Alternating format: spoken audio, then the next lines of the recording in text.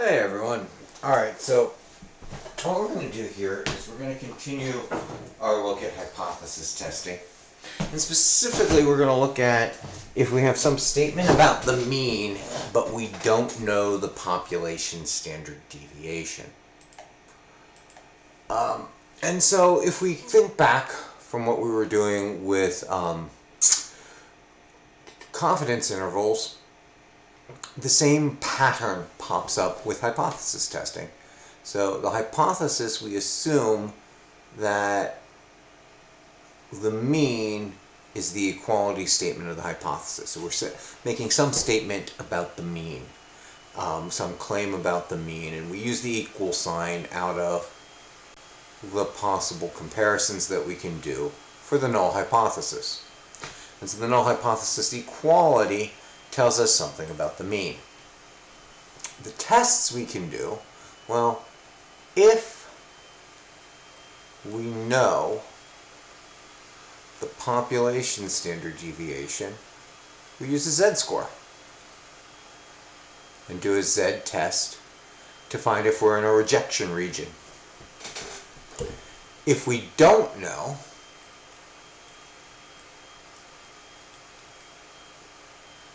the population standard deviation, we're going to use a t-score and our t-tables, students' t-tables, to come across.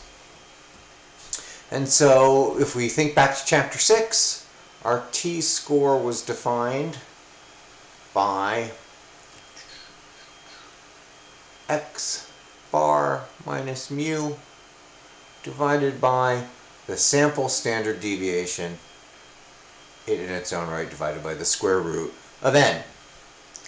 And what we need to do to use t-scores or t-tables is we need to know the number of samples we've taken in our experiment, the experimental mean, which is what we're going to test against. It's going to be the foundation of our test score, the claimed population mean,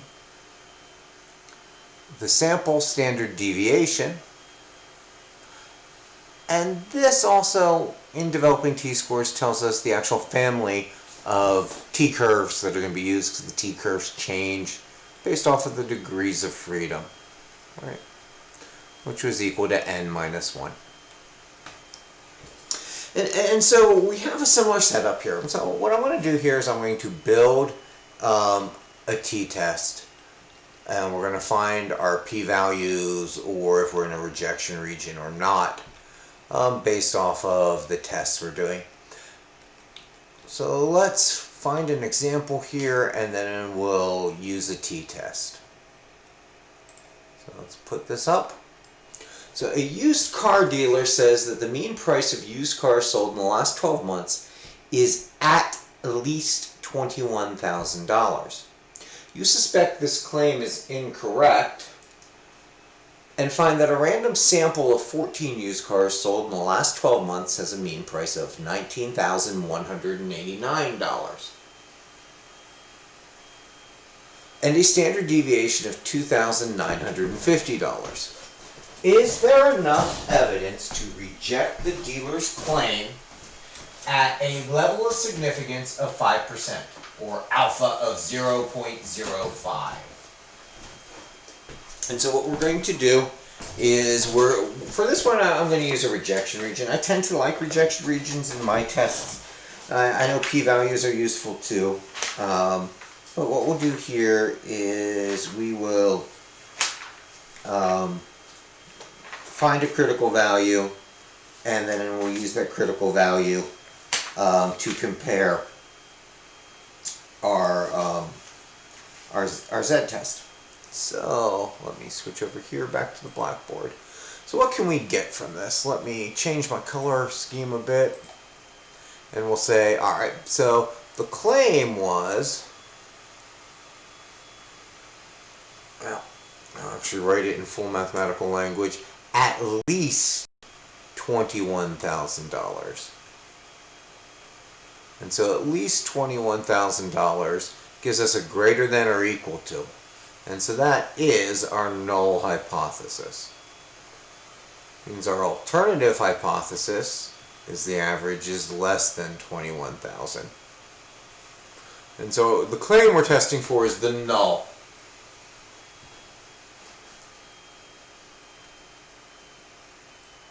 And what we want to do is we want to look at, we said we're going to have an alpha of 0.05.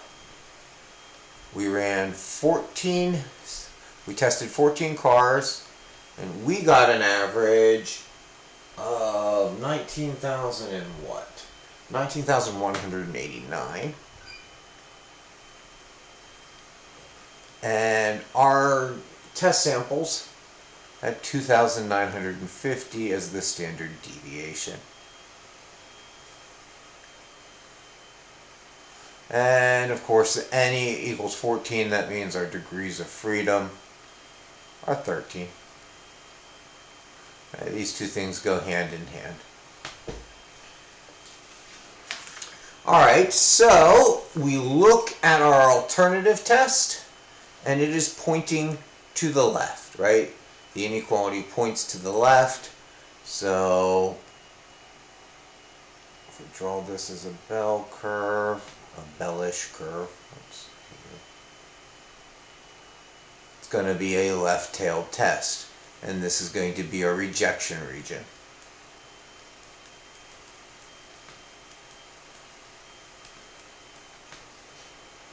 And so we want to find our T critical, right? Our boundary value for a left-tailed test coming across. So using alpha at 0.05, but with a tail or 13 degrees of freedom. So in the very back of the book we have our tables here. I need to get my t-table here. Let me see if I can load my t-table up. Well, that's why. 2 seconds while I load the t-table.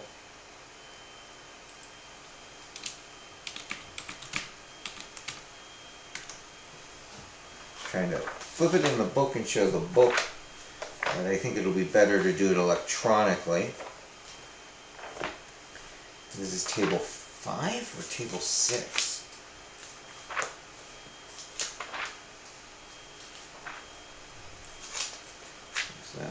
It's table 5 in the back of the book. And looking at 13 degrees of freedom and a one tail alpha of 5, I get a critical value of 1.771. And being left-tailed, this would be negative. So let me show this to you here. See if I can get my browser going. The browser here. I might need to make a new window for you here. Hold on 2 seconds. Oh, there's my blackboard. You can see my head underneath it.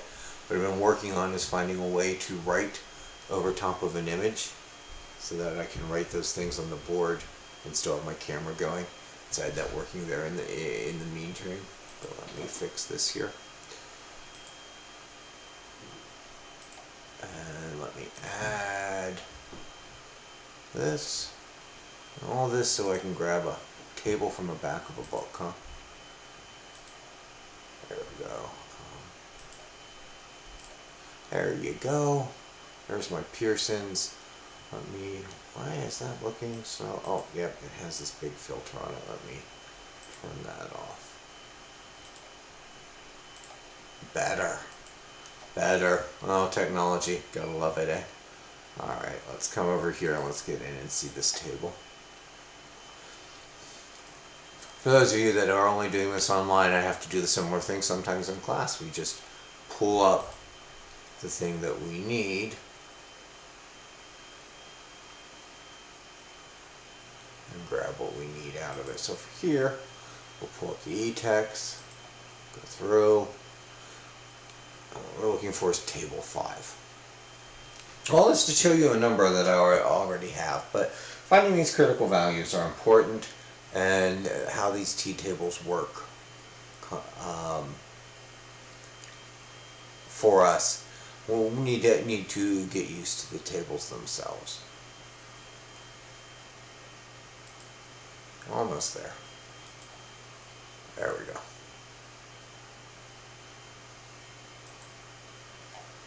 So tables.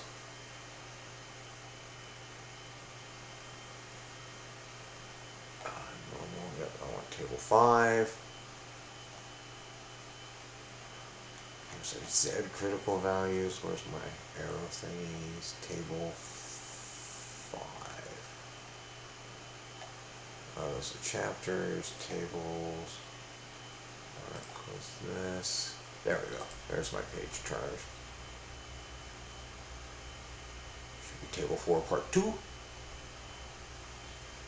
And table 5. There we go. Books do flip quicker than online PDFs. Alright, so we're looking at a one-tailed, see how I'm highlighting one-tailed here, with a alpha of 0.5, and we have 13 degrees of freedom, and so our critical value is 1.771. Alright, let's go back to that.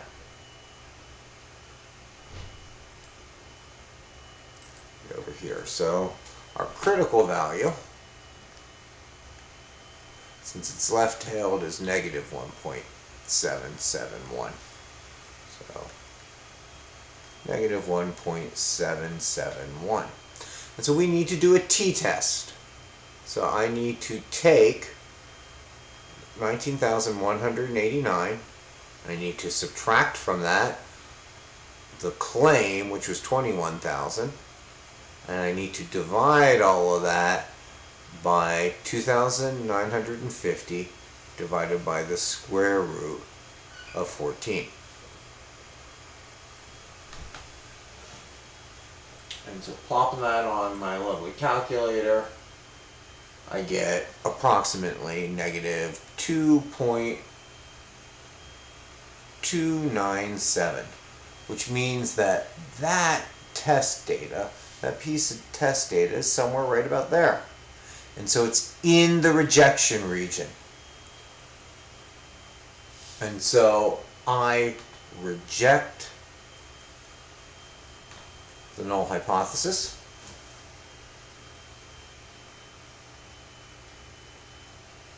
And so there is enough evidence.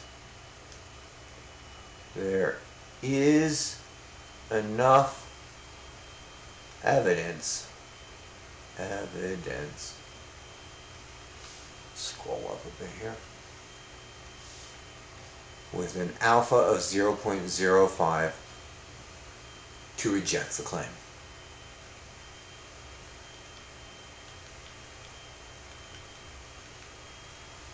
And this is what we do when we don't know the population standard deviation. All right, that's the key to 7.3. Let's look at one more, and we're going to use a p-value to do that. We're going to use a p-value with the calculator, and then make sure everything's showing here. P-value with the calculator, and then from that we'll look at population proportions next. So, an industrial company claims that the mean pH level of water is 6.8. You randomly select 39 water samples and measure the pH of each. We get a sample mean of 6.7 and a standard deviation of 0.35. Is there enough evidence to reject the company's claim at an alpha of 0.35?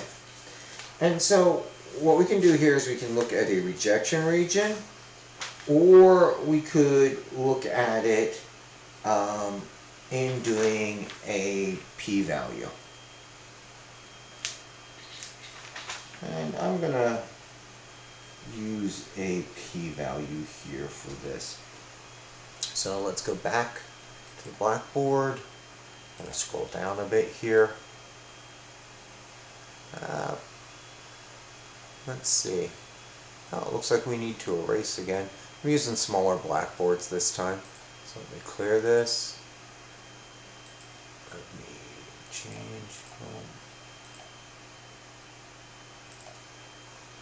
There we go. Alright, so let's break down the information. The claim was that the pH was 6.8. And so that's going to be our null hypothesis. Claim over here. So our alternative will be not equal to 6.8. Now we're going to do 39 samples. When we run those 39 samples, we get a mean of 6.7 with a sample standard deviation of 0.35.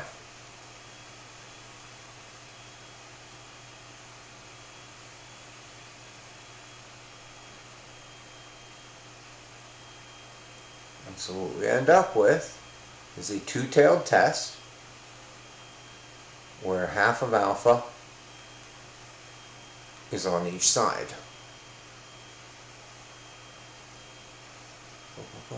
Let me say our degrees of freedom is equal to 38. Alright, so let's run our t-test and see what we can come up with. So,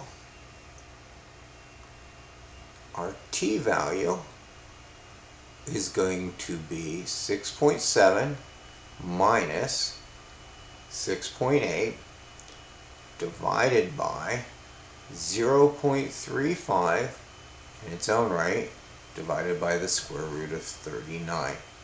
And that's going to tell us, let's see what our t-value is. So flipping over to the calculator here, I get a negative 1.784. Negative 1.784. And so we want to convert this into a p-value. And so we want to look up two-tailed what our p-value is. So let me flip over to our TI-84 here. And let me get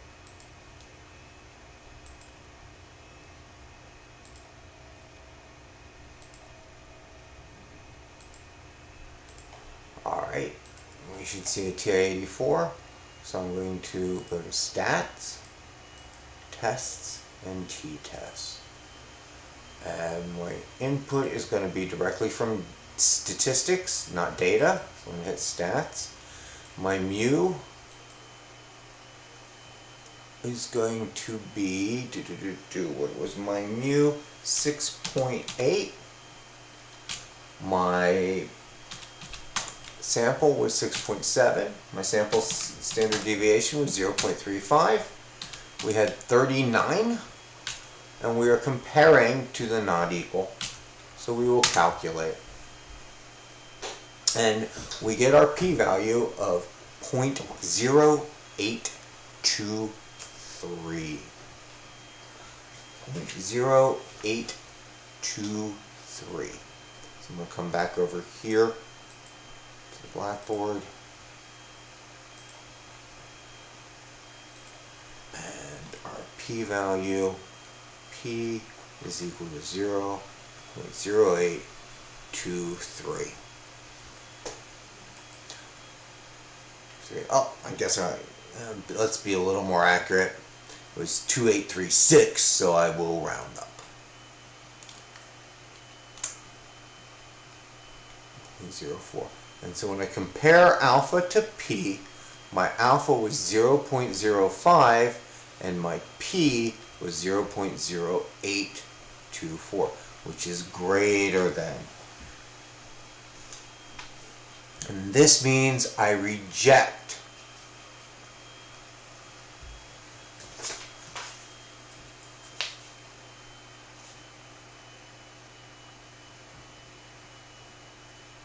I fail to reject, sorry.